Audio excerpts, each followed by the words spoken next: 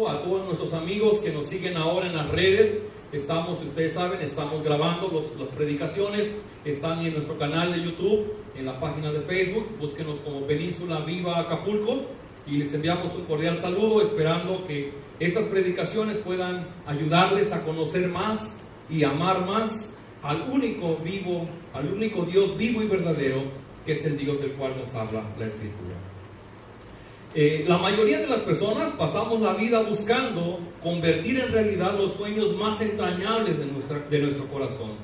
Buscamos incansablemente las maneras de adquirir las cosas que anhelamos y estamos dispuestos a hacer sacrificios para conseguirlas.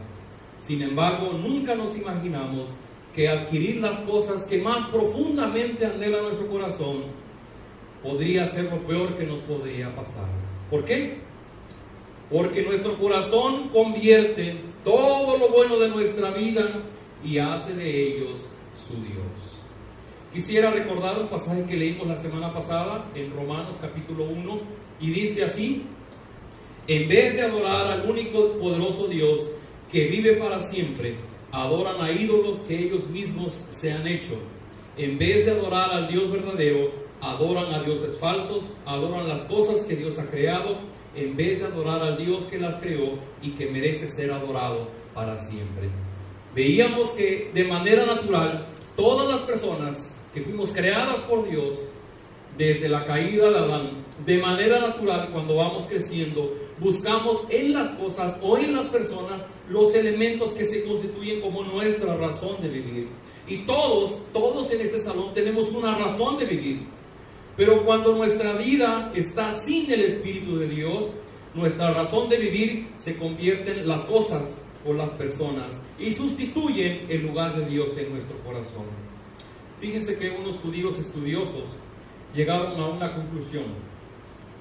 El principio central de la Biblia es el rechazo a la idolatría. La Biblia habla de idolatría de tapa a tapa. Por esa razón la Biblia está repleta de historietas que describen una y otra vez innumerables formas como el hombre ha buscado convertir las cosas buenas en sus ídolos. Y el día de hoy vamos a estudiar la vida de Abraham. Abraham, como la mayoría de los hombres en su edad madura, deseaba profundamente tener un hijo. Y Dios le concedió el deseo más profundo de su corazón, que era tener un hijo. Pero finalmente, cuando Dios le dio ese hijo y Abraham estaba en la plenitud de su vida, Dios le pide que renuncie a su hijo. Y eso es lo que vamos a estudiar el día de hoy. Si vamos a la hojita, punto número 1, lo primero que vamos a escuchar es que Dios te llama a abandonar tus creencias y costumbres. Dios te llama a abandonar tus creencias y costumbres. Y voy a leer en el libro de Génesis capítulo 12, es donde inicia la vida de Abraham. Abraham fue la persona que Dios escogió para establecer su pueblo, y después de Abraham, todos los que hemos nacido creyendo en la fe cristiana somos ahora hijos de Dios y somos herederos de la fe en Abraham. Así que en Génesis 12:1 dice de la siguiente manera: Dios le habló a Abraham y le dijo: vete de tu tierra y de tu parentela y de la casa de tu padre a la tierra que te mostraré. La Biblia dice que cuando Abraham tenía como 75 años, Dios le pide que deje la casa de su padre. Y Abraham, dice la Escritura, que tomó a Sarai, tomó sus animales, tomó a sus sirvientes y salió rumbo a donde Dios le llevaba, sin saber a dónde le llevaría Dios. Y aunque el texto, en esto que estamos leyendo, es muy escueto, no nos da más explicaciones, pero sí podemos entender que Abraham estaba con su padre, estaba con sus tíos, estaba con su familia, y seguramente estaba cómodo, estaba seguro, tenía planes de vida, tenía planes de lo que él quería hacer en sus propios negocios. Y cuando Dios le dice: Abraham, deja ahora la casa de tu padre y ven a donde yo te voy a llevar, no hay duda alguna que para Abraham significó un golpe muy fuerte en su cambio de vida. Y entre otras cosas, Abraham tuvo que dejar a sus padres, tuvo que dejar a mucha familia, tuvo que dejar su comodidad, tuvo que dejar sus planes, pero entre otras cosas, Abraham tuvo que dejar a los ídolos de sus padres. aunque no hay mucha información, pero sabemos que Taré, el padre de Abraham, se dedicaba a fabricar estatuillas de ídolos. Y seguramente Abraham, como hijo de su padre, tenía estas creencias. Y cuando Dios lo llama, Abraham se ve en la necesidad de dejar a sus ídolos. Hay un texto que voy a compartir con ustedes, está en el libro de Josué. Esta porción se escribe muchos años después, pero le está recordando al pueblo en Josué 24, y dice así: esto dice el Señor, Dios de Israel: hace mucho tus antepasados, entre ellos Taré, el padre de Abraham, vivían del otro lado del río Éufrates y rindieron culto a otros dioses. Pero yo tomé a tu antepasado Abraham de la tierra que está al otro lado del Éufrates y lo guié a la tierra de Canaán. Sí, Abraham tenía sus propios dioses. El llamado de Dios a Abraham es la misma historia que Dios hace a través de toda la Biblia con todos aquellos que son parte de su pueblo. Inclusive muchos años después, el Señor Jesucristo, ¿se acuerdan que cuando Él inicia su ministerio, lo primero que Él hace fue llamar a sus discípulos y decirles: ven y sígueme, deja tus redes, ven y sígueme? Y ese llamado de Dios sigue siendo real hoy día, porque ese ven y sígueme y deja tu pasado está significando que Dios quiere que dejemos todo, nuestro pasado, nuestras creencias, nuestras costumbres y nuestros ídolos. Pero ¿qué pueden ser esas creencias y costumbres? Ahí en su hojita hay dos espacios. En la primera línea es la palabra creencia, la segunda palabra es la palabra costumbre. Y he mencionado solamente algunos ejemplos muy sencillos de lo que a veces venimos arrastrando, aun cuando ya somos cristianos de muchos años. Por ejemplo, podría ser que hubiéramos cristianos todavía que tuviéramos la creencia de la buena suerte. Yo soy una persona de suerte, entonces si me va bien es por mi suerte. Y entonces entramos a jugar cachitos de lotería, pronósticos y todo lo demás que ustedes ya saben, que espero que no estén haciendo. Porque creemos en la buena aventura, creemos que somos personas con suerte y que nos va a ir bien. Esa es una creencia. Otra creencia, las creencias más graves, las religiosas. Inclusive cuando de manera simple tomamos una Biblia y la ponemos en la sala de nuestra casa, ¿no? Y esa Biblia es de pastas de piel con cantos de oro. Y creemos que por tener una Biblia cara abierta de par en par en nuestro hogar, nunca se va a meter un ladrón o nunca se va a caer la casa. Déjenme romper su corazón, eso no es cierto. Son creencias religiosas. De igual manera, cuando portamos collares y toda prenda que pudiera ser con un simbolismo, los cristianos usamos a veces el crucifijo vacío. Si usted dice el crucifijo con Jesucristo, Jesucristo no es ese. Jesucristo ya resucitó y hoy está sentado en la diestra del Padre, reinando como todo un Dios, nuestro Señor y nuestro Rey. Pero aún eso lo podemos usar, sí. Pero no piense usted el día que sale corriendo de su casa y no se puso su collar: ay, hoy me siento abandonado porque no me puse mi collar. Mal hecho. Dios no está en su vida por su collar. Dios está en su vida porque Cristo fue al Calvario y porque el amor de Dios le ha hecho que Él more en su corazón. Otra creencia, las creencias seculares, de creer que la vida es una sola y entonces tengo que vivir todo lo que yo pueda y tengo que aprovechar porque la vida es una sola. Y si daño a los demás no importa porque yo tengo que vivir porque la vida es una sola. Error. Esta es el preámbulo de una vida verdadera que va a ser en la presencia de Dios. Otra creencia es cuando decimos que somos el arquitecto de nuestro propio destino. Y duro dale con los arquitectos. Yo decido lo que yo quiero, yo hago lo que yo quiero porque es mi vida y porque nadie se tiene que meter, ni papá, ni mamá, ni el pastor de la iglesia. Soy el arquitecto, soy mi propio Dios y yo decido lo que pasa en mi vida. Son creencias. Y déjenme mencionar solamente algunas costumbres.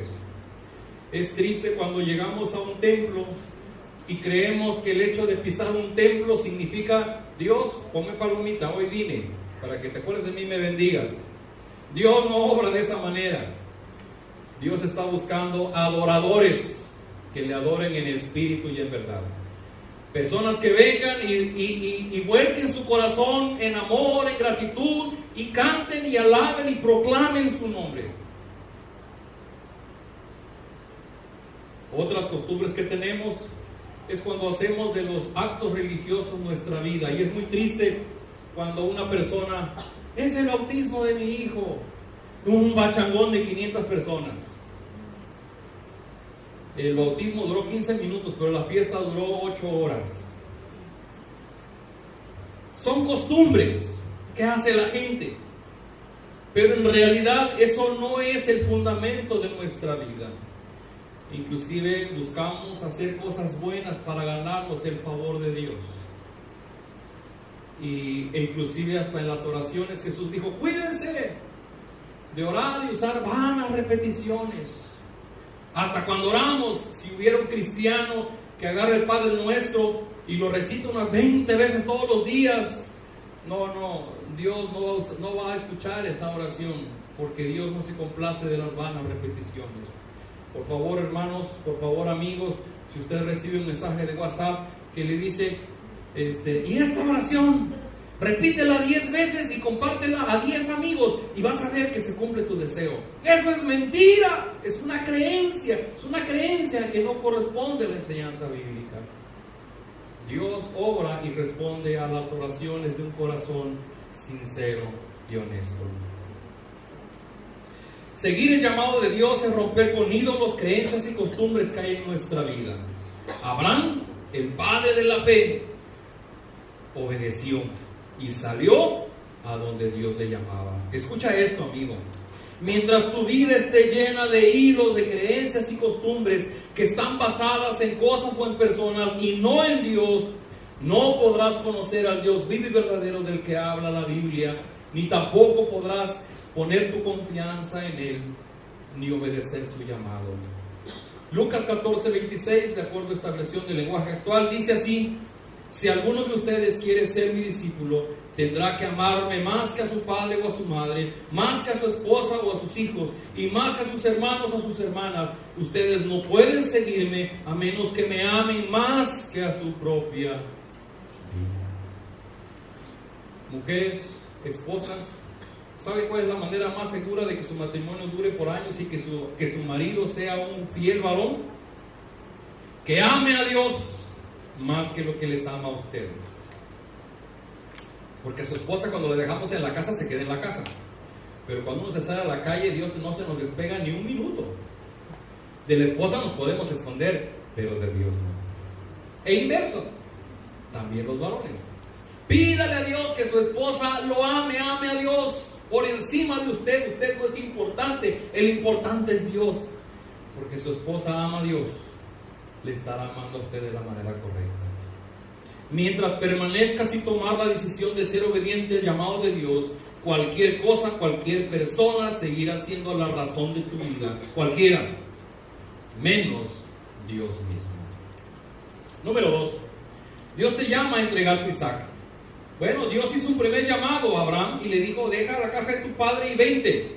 Deja tus tradiciones, tus creencias y ven, sígueme a donde te voy a llevar. Pero el cumplimiento de la promesa, Dios le dijo que lo haría padre de multitud y que sería de bendición a todas las naciones de la tierra. Y para que esta promesa se pudiera cumplir, Abraham necesitaba un hijo, nada más, o uno. Y de hecho nomás tuvo dos, pero realmente el que debía venir era uno. Luego les platico la otra historia. Para que esto sucediera, Abraham tuvo que esperar nada más 25 años. Nosotros nos desesperamos porque tenemos 3 semanas o 3 meses orando por la conversión del esposo, de la esposa, o de los hijos, o de los padres, y ya a los 6 meses estamos desesperados. Abraham tuvo que esperarse 25 años para que Dios contestara su deseo.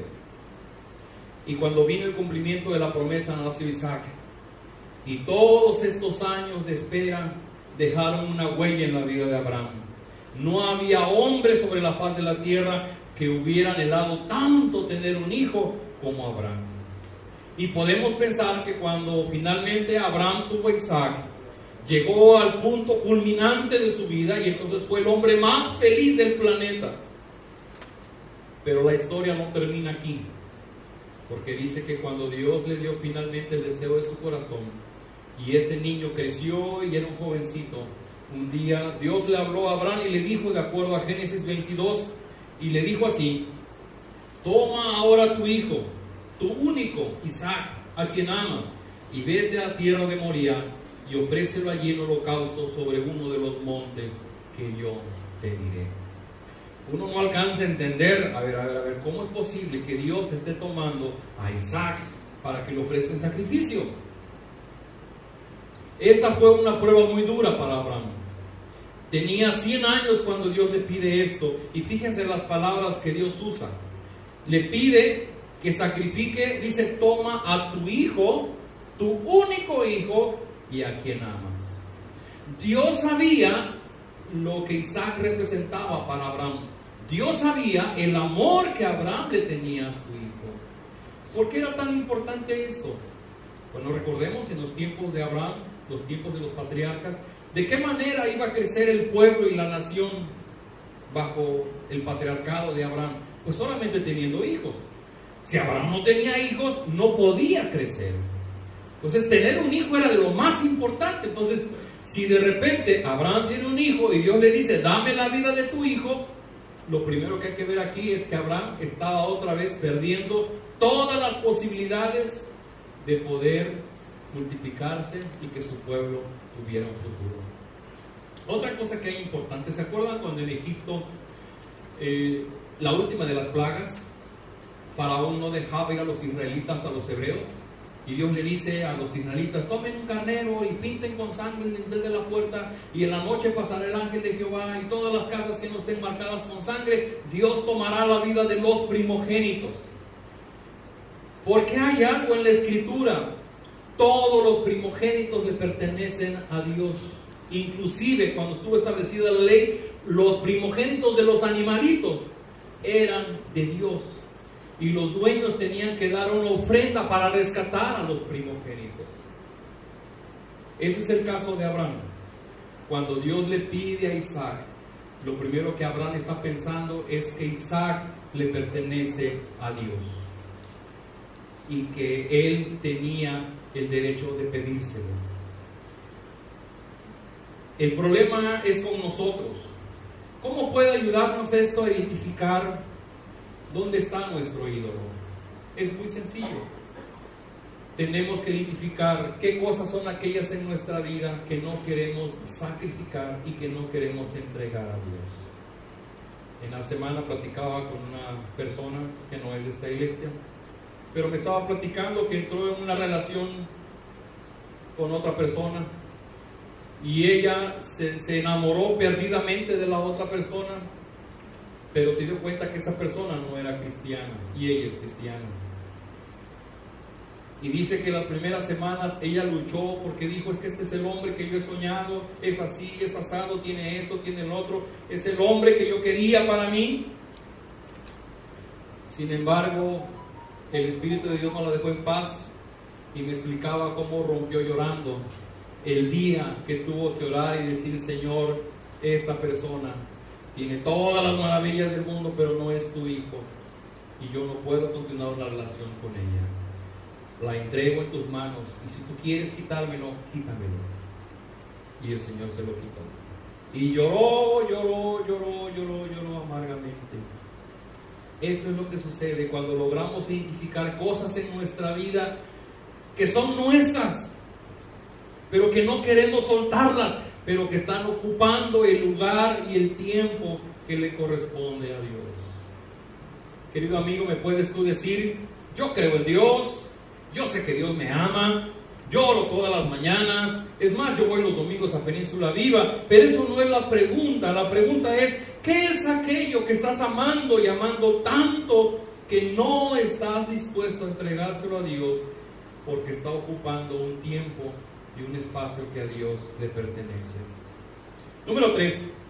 ¿Es Dios más grande que el amor? ¿Es Dios tu más grande amor?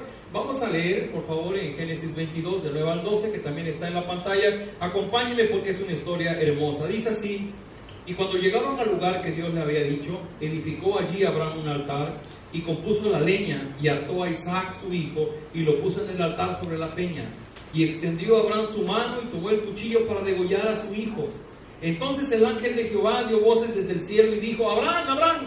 Y él le respondió: heme aquí. Y dijo: no extiendas tu mano sobre el muchacho ni le hagas nada, porque ya conozco que temes a Dios, por cuanto no me rehusaste tu hijo, tu único. Entonces alzó Abraham sus ojos y miró, y he aquí a sus espaldas un carnero trabado en un zarzal por sus cuernos. Y fue Abraham y tomó el carnero y lo ofreció en holocausto en lugar de su hijo. Quiero resaltar de esta lectura solamente una frase que Dios le dijo: por cuanto no rehusaste a tu hijo, tu único hijo. Abraham demostró con este hecho que amaba más a Dios que lo que pudiera amar a Isaac. Queridos padres, Dios no es que no quiera que ames a tus hijos. Lo que Dios no quiere es que ames más a tus hijos que lo amas a Él.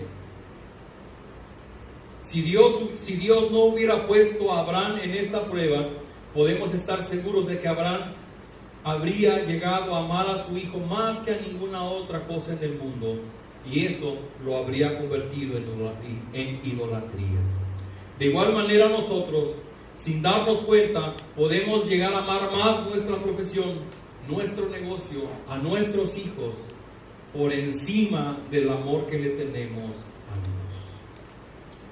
Esta dolorosa caminata de Abraham hasta el lugar de sacrificio fue un viaje muy largo, pero Dios lo usó para transformarlo y para convertirlo en una persona que le amara con todo su corazón. Quiero leer un pasaje que no está escrito, pero les pido que lo escuchen. Está en continuación de lo que leímos en Génesis 22, y dice el pasaje: y llamó el ángel de Jehová a Abraham por segunda vez desde el cielo y le dijo: por mí mismo he jurado, dice Jehová, que por cuanto has hecho esto y no me has rehusado a tu hijo, tu único hijo, de cierto te bendeciré y te multiplicaré tu descendencia como las estrellas del cielo y como la arena que está a la orilla del mar. Quiero llamar la atención a esto. Dios te pide que no entregues de lo que más amas y que lo ames más a Él. Es algo que humanamente nos cuesta mucho trabajo. Lo dudamos, le pensamos para hacerlo. Pero lo que Dios hizo con Abraham fue algo muy hermoso. Abraham, si tú me entregas a tu hijo, o porque me has entregado a tu hijo, yo voy a cumplir la promesa que te hice de hacerte padre sobre muchas naciones en el mundo. Déjenme decir un dato interesante. Hoy día se calcula que más de la mitad de habitantes en el mundo o son judíos, o son musulmanes, o son cristianos. Y tanto judíos como musulmanes como cristianos reconocen en Abraham a su padre espiritual. Más de la mitad de habitantes en el mundo reconocen a Abraham como su padre espiritual. Dios cumplió la promesa porque Abraham no se quiso negar y le entregó a Dios lo que Dios le pedía. Y Dios hizo algo maravilloso, cumplir su promesa. Y hoy día estamos hablando de Abraham porque Dios cumplió su promesa. Por eso, esto nunca habría sucedido si Abraham se hubiera negado a dar a su hijo. Esto nunca hubiera sucedido. Miren, hermanos, cuando Dios nos pregunta si estamos dispuestos a subir al monte y ofrecer a Isaac, solamente hay dos reacciones que podemos tener. Y cuando amamos tanto a las cosas de este mundo, y cuando tenemos sueños estamos luchando por eso que nos da razón de vivir, solamente podemos actuar de dos maneras.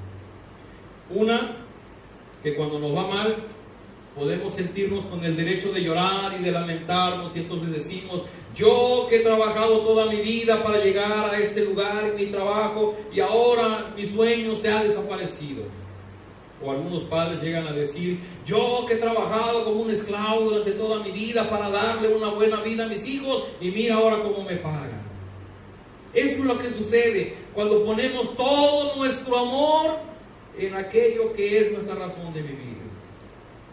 Yo te invito a que en este tiempo mejor tú vengas a Dios y le hagas como Abraham: subas al monte, porque Dios le llamó: ven, sube al monte a ofrecerme a tu hijo.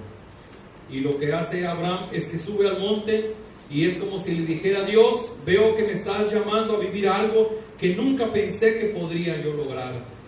Pero si te tengo a ti, tengo la riqueza, el amor y la seguridad que realmente necesito y que nunca podré perder.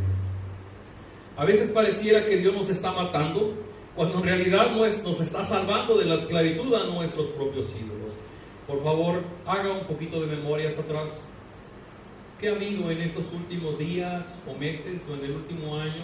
Algo que usted sintió que perdió y que sintió que la vida se fue con eso que usted perdía.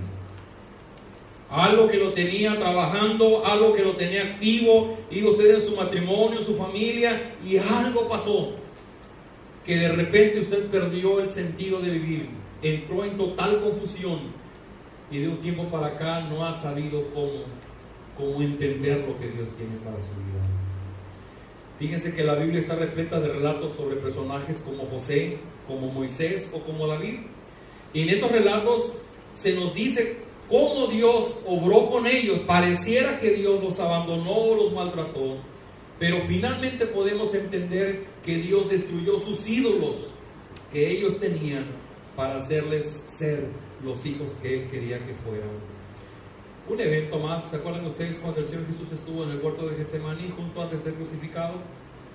Dice el Evangelio que Jesús llamó a sus discípulos y pasó muchas horas en oración. Y una de las oraciones que Jesús hizo, que hasta inclusive el sudor que caía de Él era como gotas de sangre, y le decía: Padre, yo no quiero beber de esta copa, pero si tú quieres que yo lo haga, yo lo haré. Era renunciar a su propia vida para dar lugar a la obra de Dios. Si el mismo Señor Jesucristo lo hizo, tú también lo puedes hacer. Y déjeme decir algo más. Resulta que en estos montes donde Dios llamó a Abraham para que sacrificara a su hijo, muchos años después, el Hijo de Dios subió al monte Calvario para ser sacrificado. Abraham tenía que sacrificar a Isaac y lo amarró y lo puso sobre el altar. Y justo antes de sacrificarlo, el ángel del Señor lo detiene porque había un carnero que fue sustituido. En el caso del Señor Jesús ya no hubo carnero. El Señor Jesús fue llevado al Calvario y fue crucificado en el Calvario. Y no hubo alguien que lo hiciera que bajara del Calvario para ser sacrificado. Esta es la más hermosa lección, porque el sustituto de Isaac fue precisamente el Señor Jesús. Y Pablo, escribiendo muchos años después, escribió a los Romanos capítulo 8 y dice: el que no escatimó ni a su propio Hijo, sino que lo entregó por todos nosotros, ¿cómo no nos dará también con Él todas las cosas?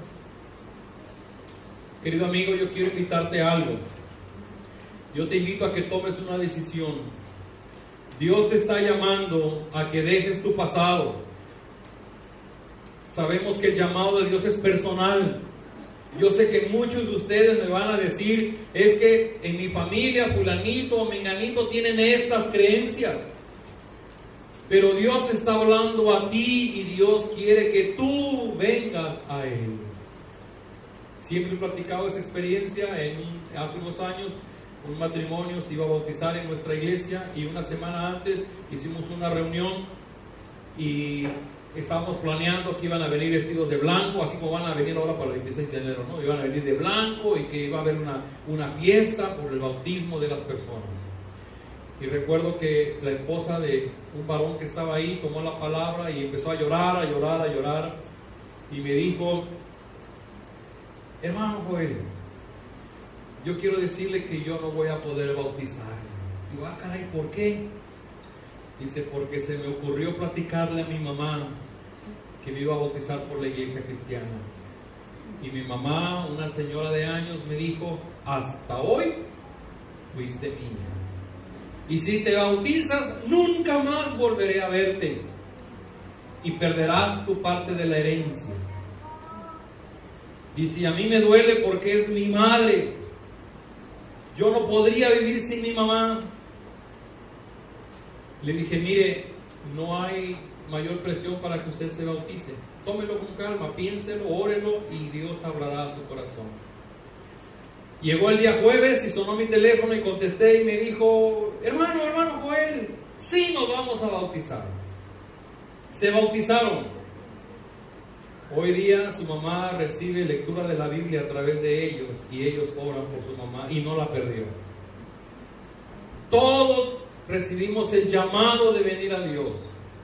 Y usted puede hacer como Abraham, puede tener su confianza. Yo no me imagino que cuando Dios le va a hablar, Abraham dijo, a ver Dios, explícame, espérame un ratito.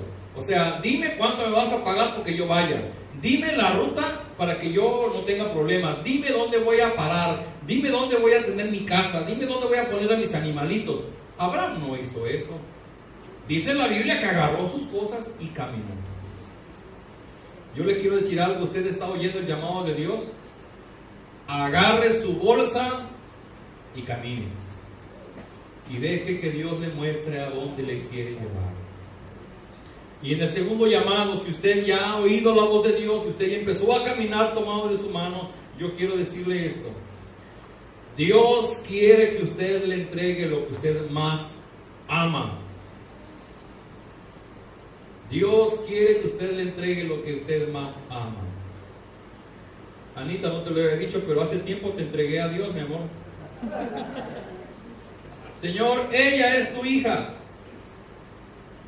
Tú la vas a cuidar mejor de lo que lo puedo cuidar yo. Tú la amas más de lo que la amo yo. Tú te vas a asegurar que ella viva una vida plena. Porque tú puedes llenar su vida, darle sentido y darle propósito. Yo a lo mejor la voy a hacer enojar. Porque soy humano y tengo errores. Entregue lo que usted más ama y póngalo en las manos de Dios. Deje de pensar que usted va a ser el mejor padre y que va a desarrollar unos excelentes hijos. Déjelos a Dios. Y deje que Dios se encargue de forjar en ellos a los mejores hijos que usted pueda tener. Mis queridos amigos y hermanos, el propósito de esas prédicas es que logremos una fe honesta, limpia, pura. Que nuestra relación con Dios pueda ser cada vez más íntima, que podamos conocer a Dios en plenitud y que esa fe forje el propósito por el cual estamos viviendo y podamos entender la razón por la cual vivimos. Usted puede tomar esa decisión hoy. Usted puede decir, no es mi tiempo, no es mi momento, pero usted puede decir, sí, yo lo quiero hacer. Y créame que esa decisión no es delante de ninguno de nosotros, es delante de Dios. Dios ve sus corazones. Y vaya donde usted vaya, usted va a saber que va tomado de la mano de Dios. Deje de cargar la vida de los demás, entrégueselas a Dios. Ahora que mi esposa volvió a abrir su restaurante y baja todas las mañanas, vean que yo no me quedo dormido, yo me quedo bien tranquilo, porque yo sé que el que la está cuidando es Dios. Yo tengo que salir a hacer mandados y yo no puedo estar en dos lugares para cuidarla. Pero yo sé que el que la cuida 24 horas de los 365 días del año es Dios. Y yo sé que un pelo, uno de sus cabellos no será tocado, sino lo que Dios tiene para ellos. ¿Por qué se preocupa usted? ¿Y dónde anda mi hijo? ¿Y qué le pasó a mi hijo? Si usted quiere preocuparse, preocúpese. Pero yo que usted mejor se lo entregaría a Dios. Y mire que mis hijos, uno está como a 800 kilómetros y luego están como a 2000 kilómetros.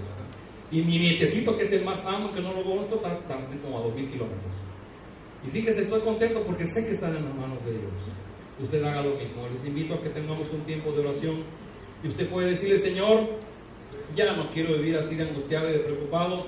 Quiero entregarte mis ídolos, mis creencias, y que seas tú quien forme mi vida. ¿Me acompañan a orar?